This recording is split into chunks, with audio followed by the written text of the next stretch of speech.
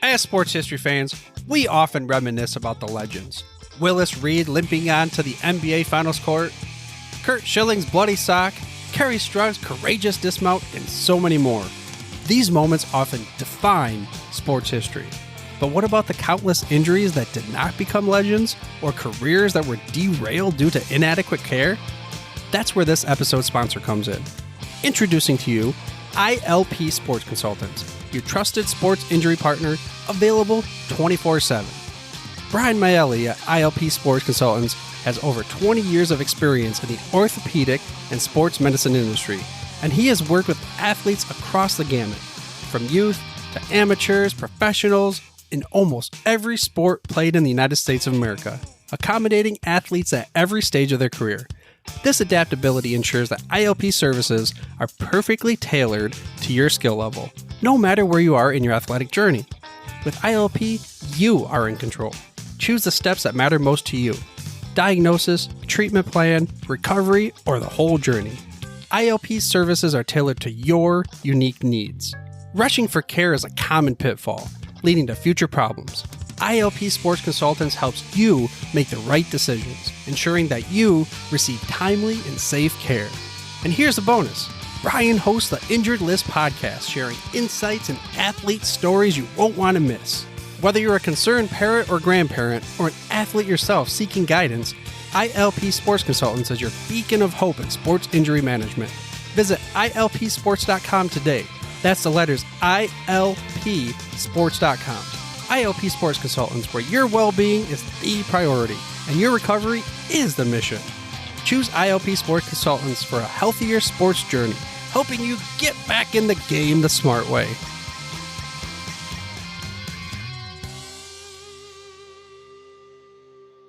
Great treat from 50 years ago is going to be discussed tonight. Len Furman, the sports time traveler, comes and tells us about the great and remarkable season of the 1973 New York Mets and the remarkable comeback from deep despair.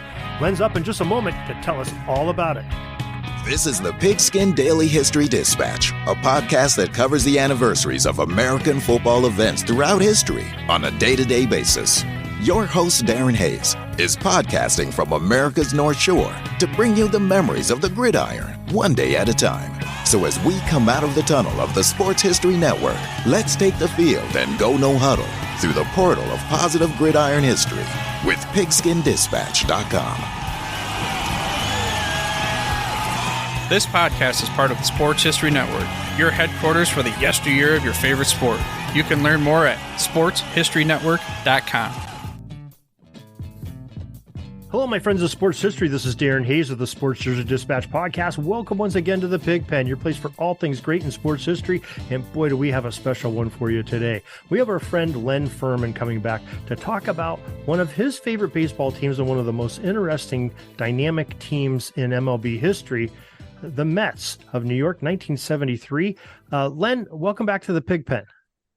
Thanks, Darren. Thanks again for having me on your podcast. It's a real honor to be here, especially being from Jersey myself. Any podcaster with the name Jersey in it is very special for me to be on.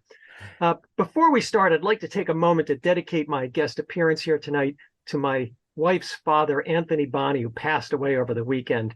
Anthony was a real unsung hero. He's literally the only person I've ever known who benefited the lives of tens of millions of people. He worked for several decades for the United States Agency for International Development, and he was personally in charge of overseeing the distribution of medications in poverty-stricken areas around the globe. He actually spent many weeks every year visiting Africa, South America, and the Far East to implement his programs.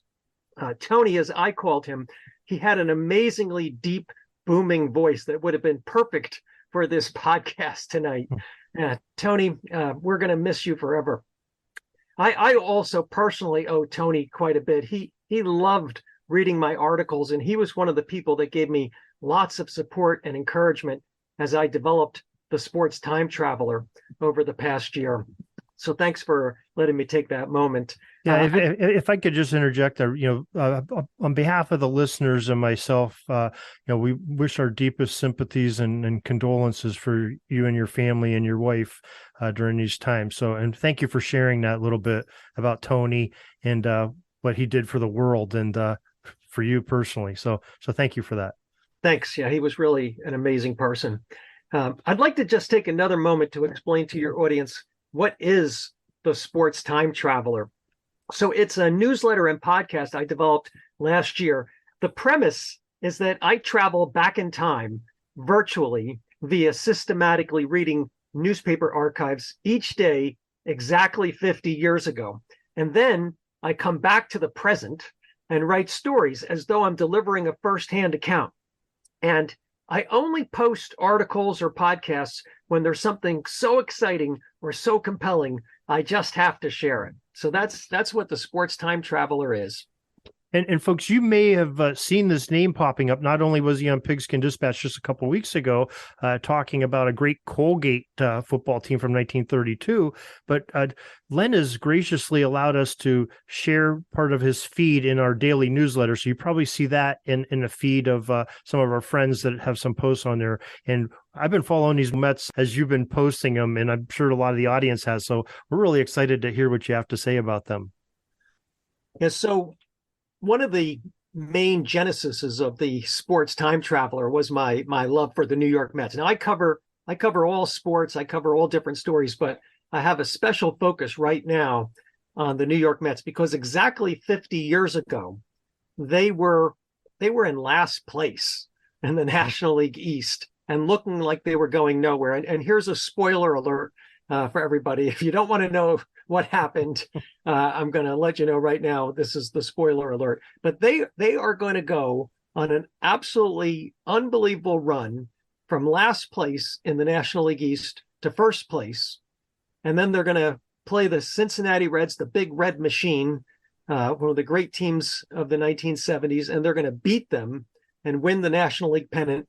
And then they're going to go all the way to the World Series against the Oakland A's. I'm going to leave it off there and not tell the audience what happens further. But I was a 9-year-old boy back in the summer of 1973, and I was one of those kids that baseball and the New York Mets just meant everything to me. And the players in the New York Mets, they were my heroes, and I was following the Mets every day. And I remember the doldrums of the summer of 1973. They from the time school let out near the end of June until here we are, it's August 7th.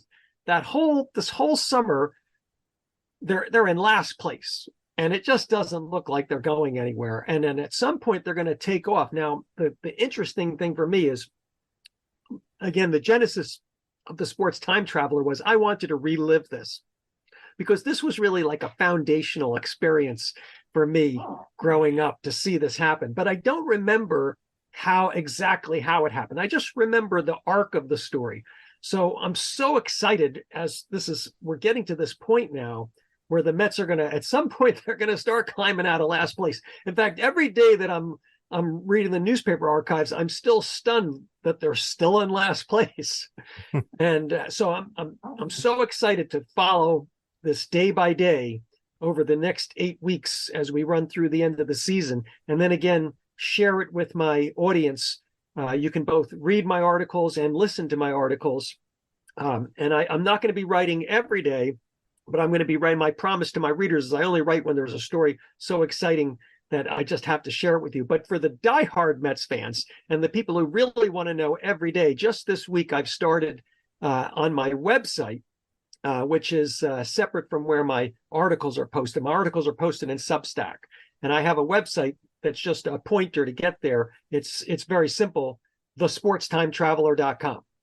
So if you go to my website, you'll find the link to get to my articles. But now you'll also see a new page called 1973 Mets Updates. And there, in days I don't run articles, I post a short update on what happened exactly 50 years ago to the Mets, because I know some people want to see every day what's going on, and some don't want to get overwhelmed by too many articles about the New York Mets. Yeah, Len, before we get too much into the season, why don't we give a sort of that 50,000-foot view of who the Mets are in 1973? I mean, there's some very recognizable names, including the manager of the Mets, and maybe you could share some of that with the listeners. Yeah, so the manager is Hall of Fame catcher Yogi Berra, who I think he was on about 12 pennant-winning teams with the Yankees from 1949 through 1964. And so he's the manager of the team. And they have some really interesting personnel. In the spring of 1972, when Willie Mays was 40 years old, he was playing on the San Francisco Giants. The New York Mets made a deal to bring Willie back to New York to finish his career. Baseball fans probably know Willie Mays started his career playing for the New York Giants in the 50s, and then he moved to San Francisco when the Giants went to San Francisco, and he played there from 1958 till early 1972. And then Joan Payson, the owner of the Mets, had always coveted Willie Mays. She was a big Willie Mays fan going back to the beginning of his career, and she was able to pull off this deal to bring him back so he could finish his career in New York. And so the Mets have Willie Mays, and I remember as a 9-year-old kid again, it was kind of surreal for me to have this legend on our team. We didn't have the big name hitters. We didn't, the big name hitters back then were people like Willie Stargell, Willie McCovey, Hank Aaron, Billy Williams, Pete Rose, Joe Torre. We didn't have any of those guys. And so, and even though Willie Mays was at the end of his career, he wasn't a power hitter anymore. It was kind of surreal to have Willie Mays on our team. And one of the things I've been doing this summer in the Sports Time Traveler is trying to redefine the narrative around Willie Mays' last season, because he took a lot of flack that season. There had been a nationally syndicated article back on May 10th, 1973, that said in the headline, it said something like Willie Mays is washed up. I mean, that's really, a real dig. And yet the fact of the matter is Willie Mays actually had the best spring training of his entire career in 1973. This was something that just stunned me as I was following the Mets. I've been following them day by day since spring training. And he actually batted .350 in spring training, led the team in home runs. It was very interestingly, it was the first time and the only time he ever played a spring training in Florida, because the Giants always had their spring training in Arizona. Even when they were the New York Giants, they played in Arizona. So something about being in Florida and that hot, humid weather just agreed with him. And then he goes up north in April. And in New York in April, as you know, it's cold. And so he got off to a really poor, horrific start to the season. And then he got hurt and he was batting .095. I mean, that's just off the charts low as late as June 10th. But then he goes through a resurgence. And this seems to have gone unnoticed, probably because if you just looked at his batting average day to day, it was climbing up through the hundreds and it got up into the low 200s. And nobody thinks when you're batting .220 that you're having a good season. But if you throw out the point where it was cold and he was injured, and if you just look from the middle of June here till the middle, almost the middle of August, he's batting very respectably, almost 300. And then he has a few games where he hits game-winning hits very important home runs. So actually, Willie Mays, in the middle of the summer of 1973, is contributing very strongly to the team. And in fact, he has one game in Atlanta that I wrote an article about that was really interesting. I titled it, Willie Mays, Say Hey, New York Never Saw This. There was a game on a Monday night in the middle of July, 1973, where in those days, it was on a Monday night, the only game that was allowed to be on television anywhere in the country was the NBC Monday night game of the week. And the Monday night game of the week that week did not involve the Mets. So the Mets are playing in Atlanta, and the game is not on television, not in New York, not in Atlanta, nowhere. And less than 10,000 fans come to the stadium. And so almost nobody gets to see Willie Mays have one of the greatest plays in his entire career. A lot of baseball fans will remember Willie Mays became mega famous, became the legend he is when he made what was called the catch in the 1954 World Series, where he caught a drive where he played in the Polo Grounds that had almost a 500-foot center field in 1954. It's kind of hard to imagine. And there was a batter for the Cleveland Indians hit a long drive, and Mays, long high drive. Willie Mays turned around with his back to the infield and ran almost all the way back to the 500-foot wall and caught the ball while he's got his back to the infield. It was absolutely stunning. Well, he does almost the exact same thing in Atlanta, except Atlanta in July 1973 didn't have a 500-foot fence. They had a 400-foot fence. And he runs smack into the fence and he gets knocked down and the ball pops out. And the batter goes for an inside the park home run. But he did catch the ball. He caught the ball. It was stunning. And the newspaper accounts at the time, both in Atlanta and New York, talk about how unbelievable it was. And yet in Atlanta and New York, there were no pictures. There were no pictures of this. So I was so intrigued by this and this is one of the interesting things I do. I'll search 30, 40 newspapers trying to find different angles on a game. And I was so excited when in the Tampa Times, I found pictures, and not just one picture, but a 4-picture spread of this catch in Atlanta that looked just like the famous catch from the 1954 World Series. So that was one of that kind of discovery. I called it like a bit of sports travel, time travel archaeology, because I discovered these pictures that nobody in New York ever saw. And so I put them in my article, and I was just so excited to see that. But that's so very, very cool. Now, would you say in your research, with Willie Mays, who's now probably the say hey adult at this point, he's not say hey kid anymore at this age of 40. Would you say that his sort of resurgence during the season was a parallel to what the Mets were doing? Not really. No, not okay. really. While he's having this resurgence, the team is still in the doldrums, and they still are right now. So right now, as I mentioned, since near the end of June, in my framework at the time that's when school let out in New Jersey, they sunk into last place. They're still in last place now. So right now, as we talk, they're 48-60, 11 and a half games behind the St. Louis Cardinals. The New York Times has just about written the Mets off. So even though he's having a resurgence, the rest of the team is still struggling. Now, the one player who's not struggling is their franchise player, Tom Seaver. Tom Seaver was one of the great starting pitchers of the 1970s. He was a member of the 1969 Miracle Mets, and Seaver's having an outstanding season. And one of the striking statistics I came across when I actually did a little mid-season grades for the Mets players when we got to the All-Star break, which was about 10 days ago. And at that time, Tom Seaver was the only player that I saw fit to give a grade of an A to. And here was a telling statistic. Seaver, when he starts, in the first 21 games that he started in 1973, the Mets were 13-8. When he didn't start, they were 29-43. So they're a pretty good team when he starts. They're terrible when he doesn't start. So Seaver's clearly the MVP of the team. He's got a 2.02 ERA at that point. Actually, now it's down to 1.97. When I say now, I mean here in the first week of August, 1973.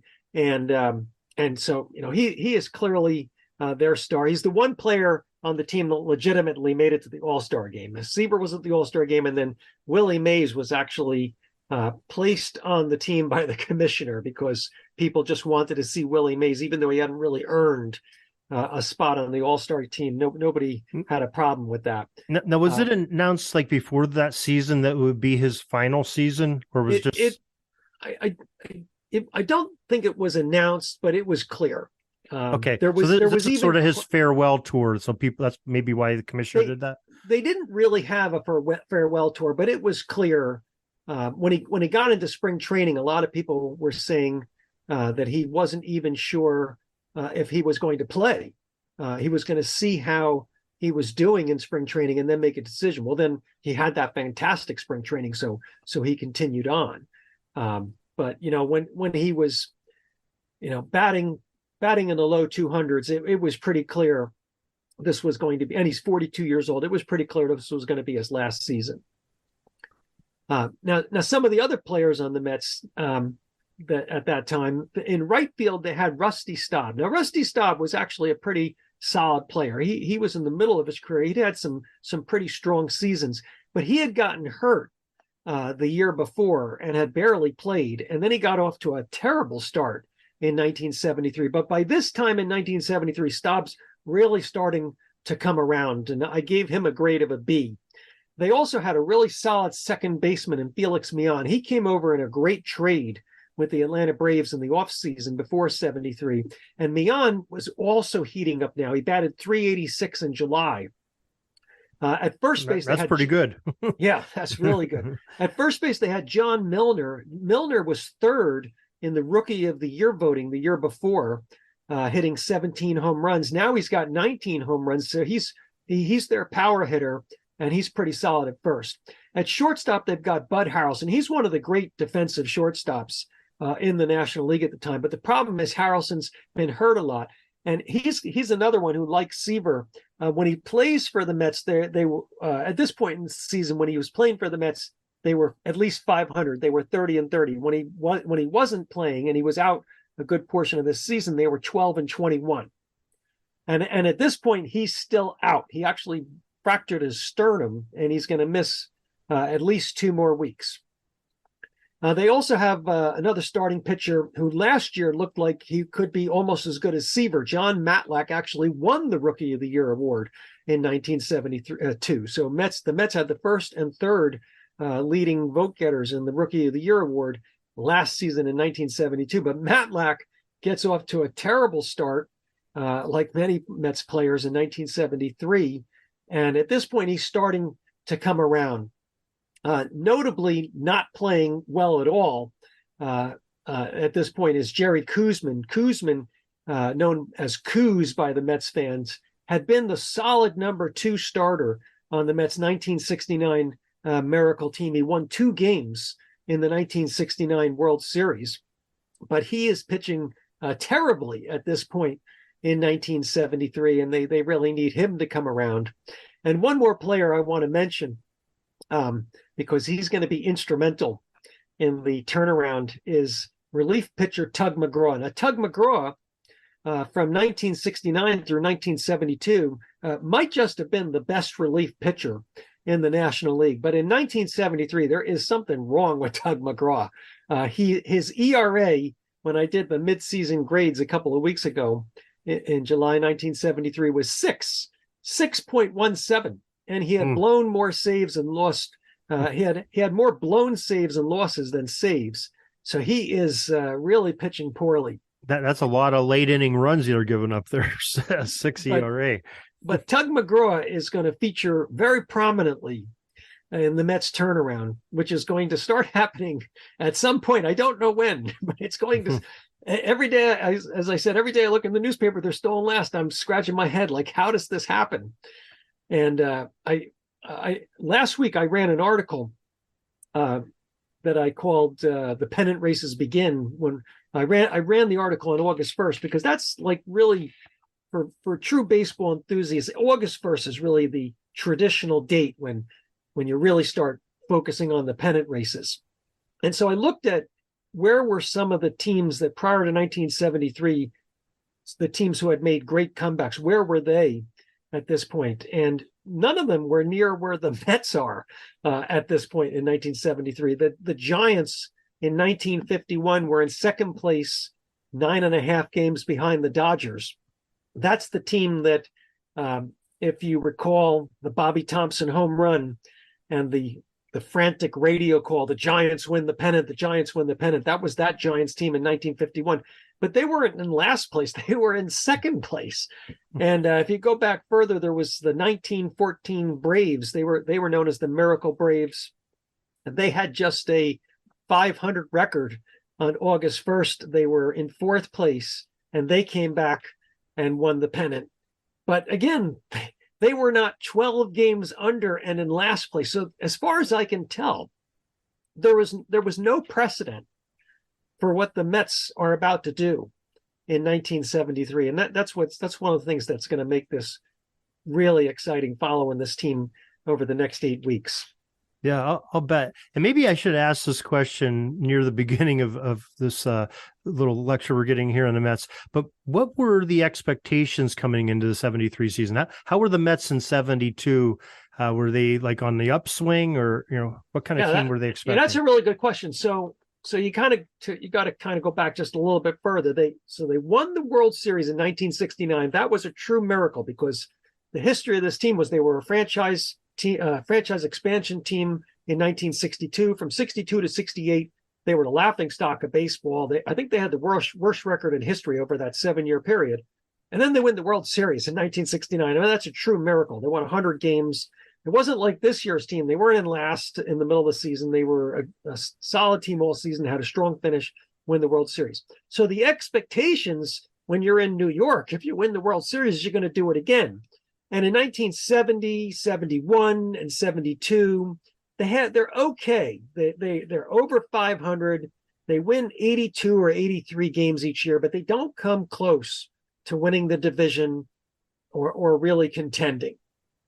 Now, going into 1973, there was some hope for them because, again, they'd had 2 good rookies in 72. They had Tom Seaver, Tug McGraw.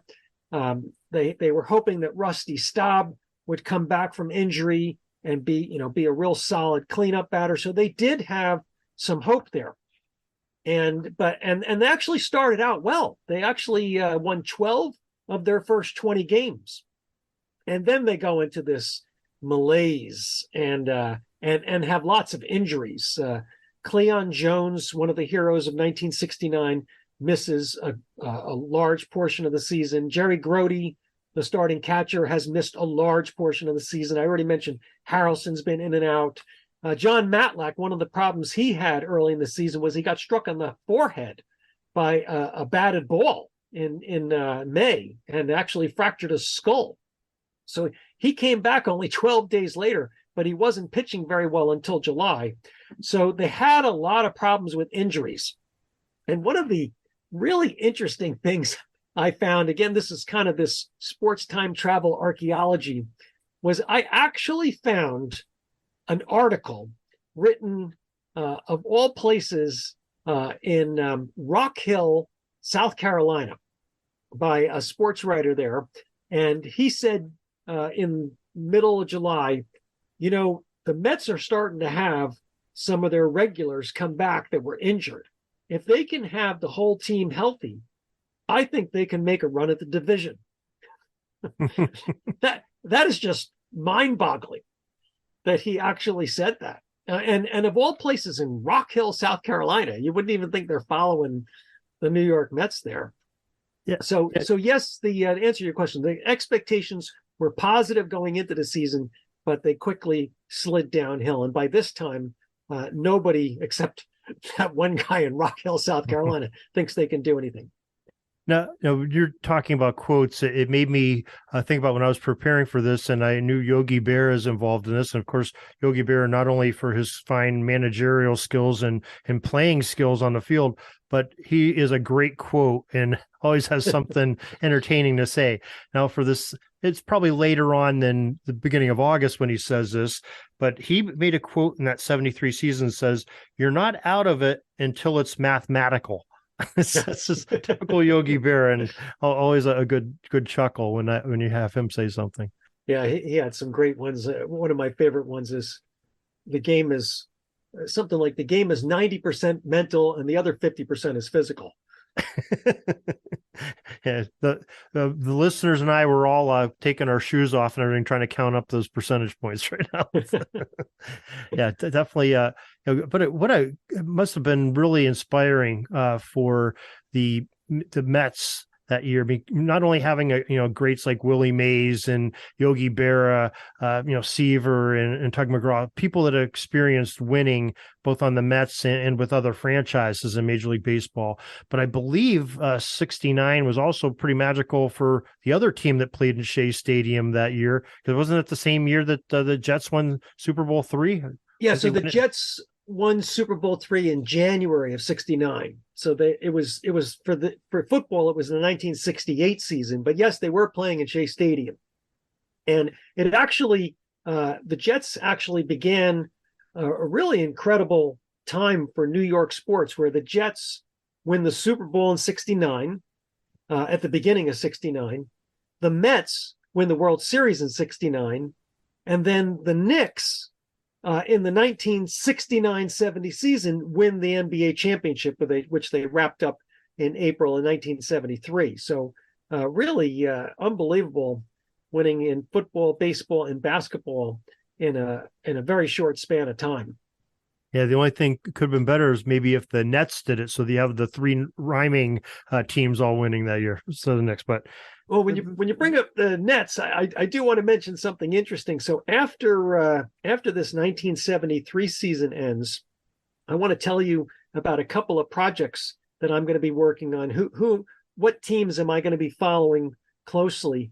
And one of them is going to be in the spring of 1974 is going to be the New York Nets in the ABA, because this is going to be the first season that Julius Erving, Dr. J, is playing for the Nets. And that's going to be a real magical season. I don't want to give it away, but that's going to be a real magical season for the New York Nets. And I don't know much about that at all, because I was a Knicks fan at that time. I became a Nets fan when they moved to New Jersey and became the New Jersey Nets in the NBA, but that's not till 1977. So in 1974, I wasn't really following that. And that's really going to be a great story. The other thing I want to mention for all of your football fans is that, as you know, we lost Jim Brown a few months ago.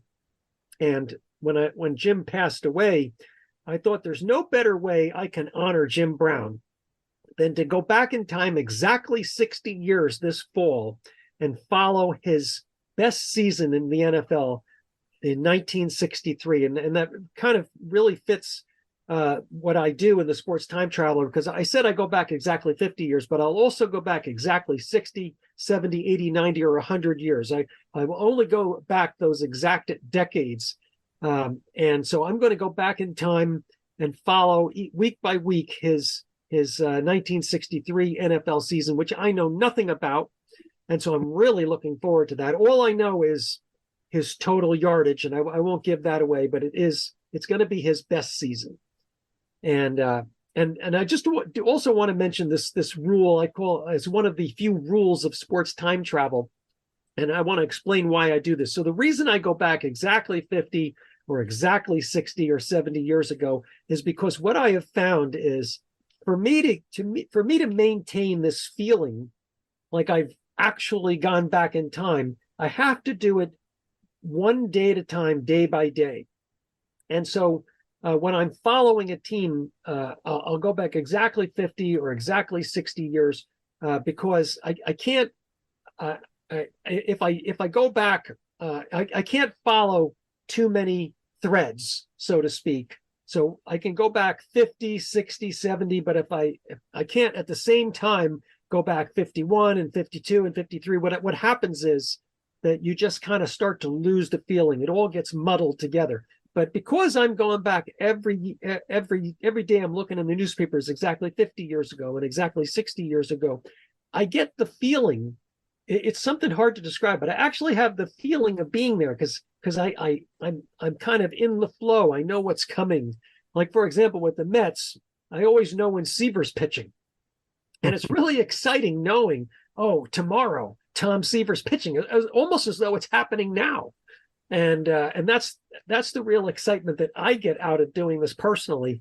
And I think that excitement is what comes through in my articles and my podcasts. And so if I violated that law of sports time travel and started just kind of randomly going back 47 years here and 62 years there, I just wouldn't be able to stay in the moment.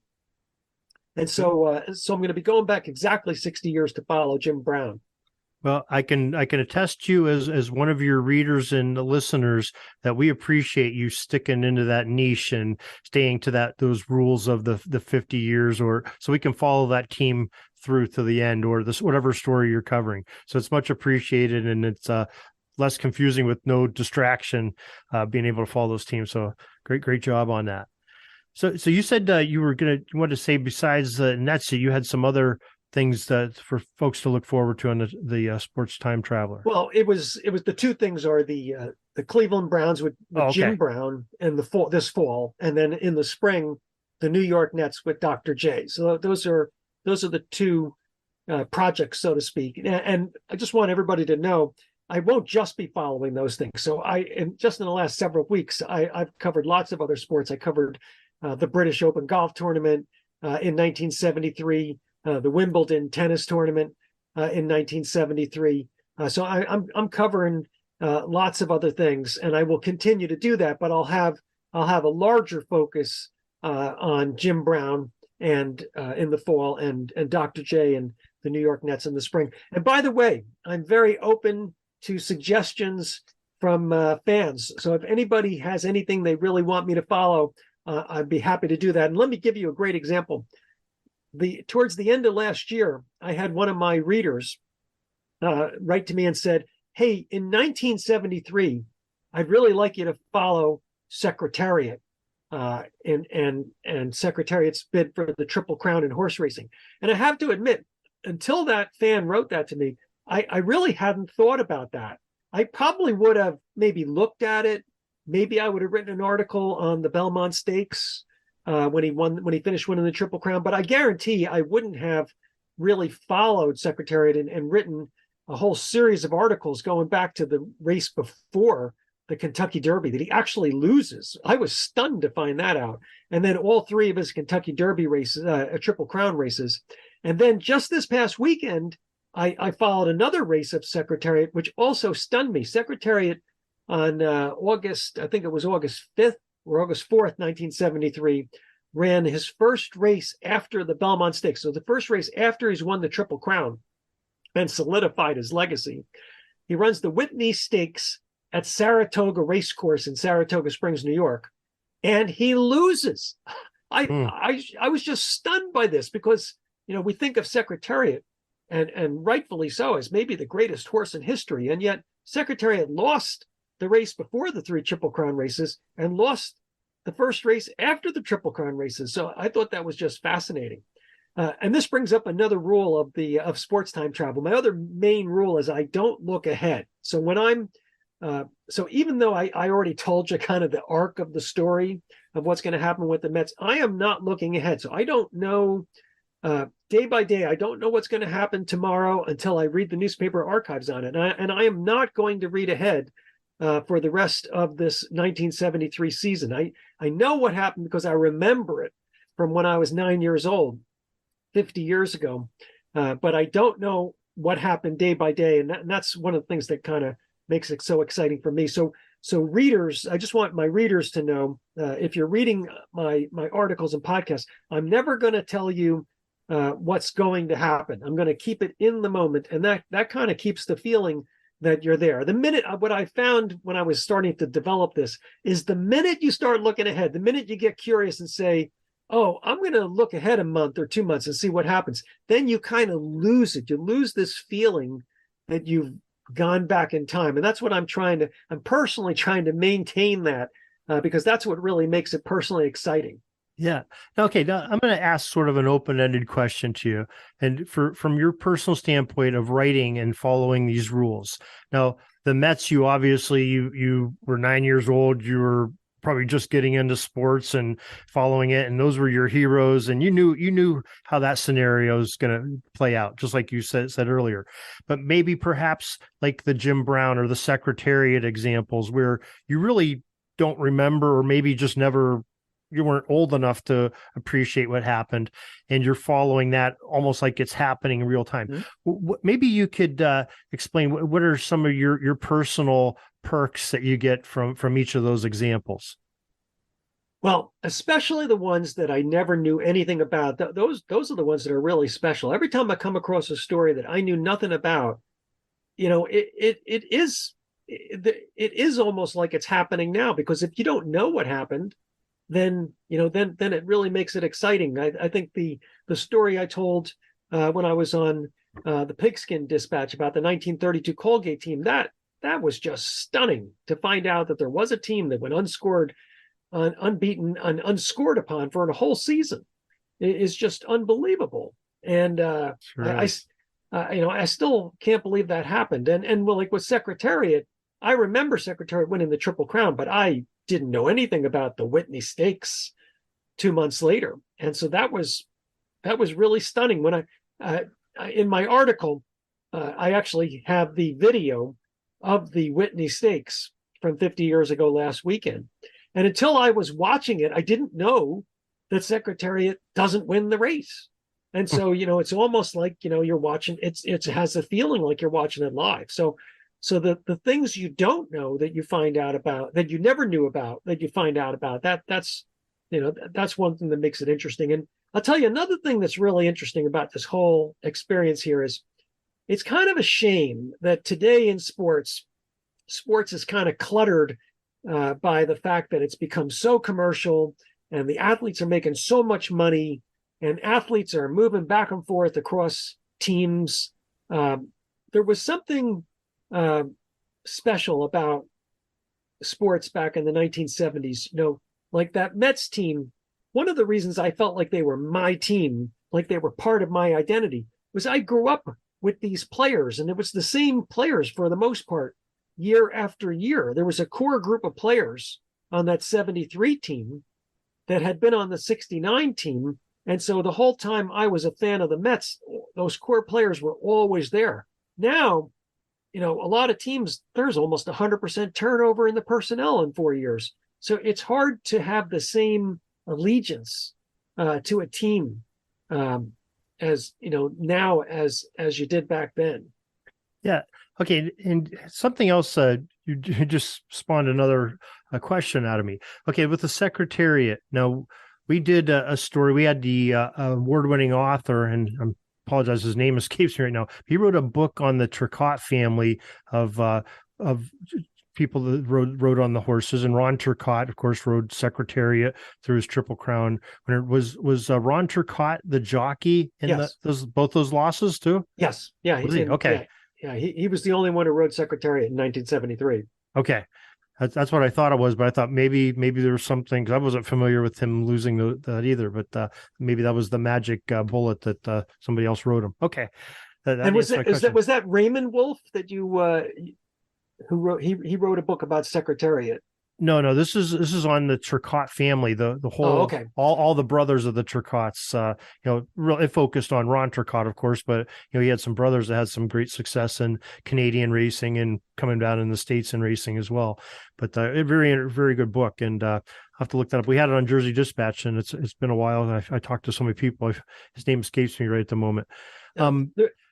I was going to say, the reason I was mentioning Raymond Wolf, who wrote a great book about Secretariat, is that his daughter has become one of my subscribers and has given me some great feedback. So that's a real honor. No, absolutely. Well, why don't we take this opportunity, Len? Why don't you go ahead again and tell us where people can find your posts and find your podcast at? So the easiest way to find me is to go to www.thesportstimetraveler.com. And actually, by the middle of this week, I will also have the URL www.sportstimetraveler.com. So thesportstimetraveler.com or sportstimetraveler.com. They'll both take you to the same website. And on my website, there's information about what I do, and there's links to go to see all my articles and podcasts. So my articles and podcasts are actually hosted on Substack. Substack is a platform that a lot of professional writers and sports writers are using for blogs and podcasts. So that's where they're actually hosted. But the URL to get there is hard to remember. So that's why I set up this splash page, thesportstimetraveler.com or sportstimetraveler.com. Okay, very good. Len Furman, the Sports Time Traveler, we thank you once again for sharing this great story in sports history, the 73 Mets, and we look forward to some of your other works that you have coming out, and we'll have you on again to talk about some of those in the future. So thank you very much. Well, thank you very much, Darren. It was a pleasure. Peeking up at the clock, the time's running down. We're going to go into victory formation, take a knee, and let this baby run out. Thanks for joining us. We'll see you back tomorrow for the next podcast. We invite you to check out our website, pigskindispatch.com, not only to see the daily football history, but to experience positive football with our many articles on the good people of the game, as well as our own football comic strip, Cleat Marks Comics. Pigskindispatch.com is also on social media outlets, Facebook, Twitter, Instagram, and don't forget the Pigskin Dispatch YouTube channel to get all of your positive football news and history. A special thanks to the talents of Mike and Gene Monroe, as well as Jason Neff for letting us use their music during our podcast. This podcast is part of the Sports History Network, your headquarters for the yesteryear of your favorite sport. You can learn more at sportshistorynetwork.com. We at the Sports History Network are so glad to introduce to you a new addition to our lineup, the Gridiron Greats Magazine Podcast. It's a weekly podcast that focuses on the history and memorabilia of North American football since its inception in 1869. It's hosted by Bob Swick, the publisher and editor of Gridiron Greats Magazine, and Joe Squire's a longtime contributor to that magazine. The podcast was launched in 2017 and has over 150 episodes that you can listen to now on the Sports History Network, as well as your favorite podcast provider. So join Bob and Joe as they go through football history, talking about the memorabilia and the great legendary players and games of the American gridiron on the Gridiron Greats Magazine Podcast.